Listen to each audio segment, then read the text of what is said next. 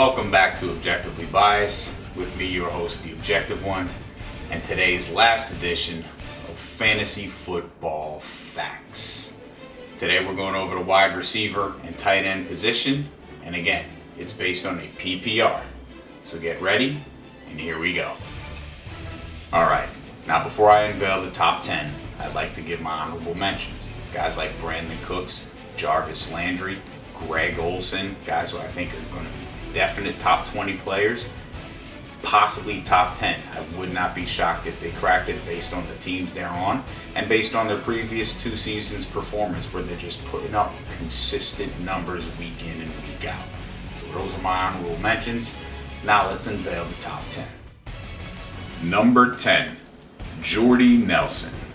Now in 2013 and 2014, he went over 1,300 yards with 85 plus receptions, and he gave you respectively 8 and 13 touchdowns in each of those seasons. In 2014, he finished in the top 5 of fantasy wide receivers. This guy should be no short of finishing in the top 10 again. In my opinion, 1,200 yards, 87 receptions to go along with Aaron Rodgers, yes, best quarterback in the league, throwing him the ball. See no reason why he can't crack this year's top 10.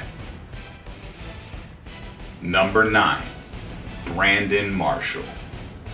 With 109 receptions, 1,500 yards, and 14 touchdowns last season, he finished 3rd in fantasy football receivers. He also caught touchdowns in all but 4 games last season, and 3 of his last 4 seasons have resulted in him going over 100 receptions, 1,200 plus yards, and 11 plus touchdowns. Not only is Brandon Marshall a Hall of Fame wide receiver, but this man is a fantasy beast. How can I not have him in the top 10? More importantly, how can you not have him in your lineup? Number 8, Dez Bryant. Now, prior to his injury last season, he posted 3 consecutive seasons of over 1,200 yards and over 88 receptions to go along with 12, 13, and 16 touchdowns. This guy was a top 5 finished wide receiver in 2014, and he can find the end zone no matter who's throwing him the ball. So even though Romo's out, if Dak Prescott is even half the quarterback we've seen in the preseason, there is absolutely no reason for Dez Bryant to suffer at all and not finish in the top 10. Number 7, Allen Robinson. Allen Robinson finished with 80 receptions, 1,400 yards, and 14 touchdowns last season. He was my pick last season in the first 5 rounds, and he came through huge for me. Now, while I don't see him duplicating his yardage numbers, 85 to 90 receptions to go along with 1,200 yards and 12 touchdowns are more than possible for a guy who just last season finished 7th amongst wide receivers in fantasy. No reason for him to see any decline here. Allen Robinson finishes in the top 10. Number 6, Rob Gronkowski. 72 receptions, 1,176 yards, and 11 touchdowns last season. He's the only tight end that I have in my top 10, and with good reason. Only 9 receivers had better seasons than he did last year. It's also good to know that even during injury-plagued seasons, he's caught 10 or more touchdowns in 5 of his first 6 seasons. He's gone over 1,100 yards the last 2 seasons, and he's been averaging a solid 15 fantasy points per game in the last 2 seasons. As soon as Tom Brady comes back from his suspension, guess who he's looking for? That's right, Gronk.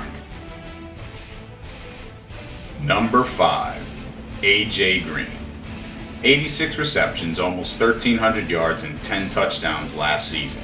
And an interesting note on Green, he's never had a season with less than 1,000 yards receiving. He's also had 10 or more touchdowns to go along with 80 or more receptions in 3 of his first 5 seasons.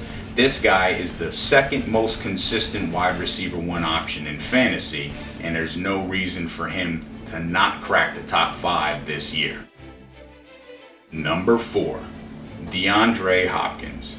111 receptions, 1,521 yards, and 11 touchdowns last season. His best season yet, and he's only coming into his 4th year.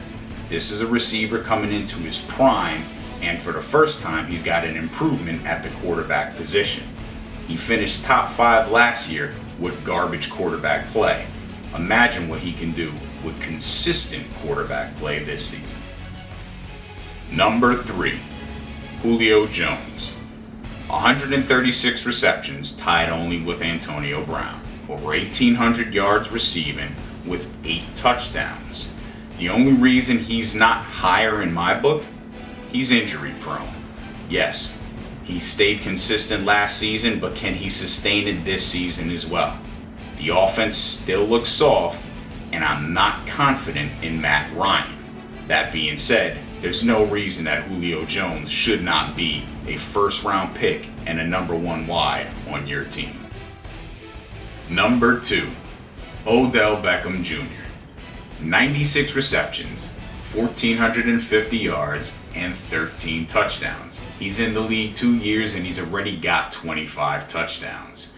He's been a top 5 performer in fantasy, and he's only had 5 games last season where he caught 5 or less passes. He's going to get targets. Over 1,400 yards, 13 touchdowns. I think he can do that this season, as well as break 100 receptions this season. He's good for 17 fantasy points week in and week out. No reason why this guy can't be the number 1 receiver eventually in the league. Number 1, Antonio Brown. 136 receptions, 1,834 yards to go along with 10 touchdowns. Yes, we haven't seen a performance like this in regards to receptions or yardage since the great one, Jerry Rice. Antonio Brown has posted back-to-back 20-point-per-game seasons in a pass-oriented offense that is not slowing down. There's no reason in my mind for Antonio Brown not to finish as the best fantasy performer this year. And there you have it, my top 10 receivers this year in fantasy. Again, subscribe to the YouTube channel Stephen Fogmeg, follow me on Instagram at @S_Fogmeg, and on Twitter at @SFogmeg. Watch and enjoy.